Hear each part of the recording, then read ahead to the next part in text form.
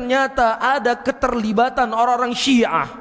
Terbunuhnya siapa? Ali bin Abi Thalib. Dan juga keterlibatan orang Syiah, terbunuhnya Amirul Mukminin Utsman bin Affan.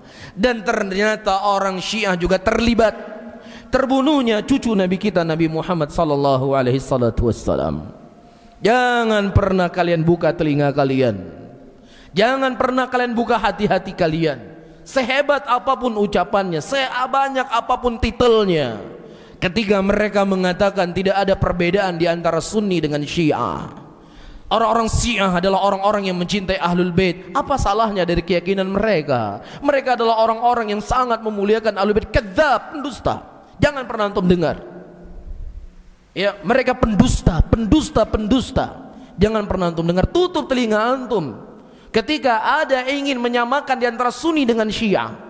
Ketika mereka menyampaikan tidak ada perbedaan di antara Sunni dengan Syiah kecuali perkara-perkara yang ringan, perkara-perkara ikhtilafiyah, ijtihadiyah. Kadzab. Jangan pernah antum dengar.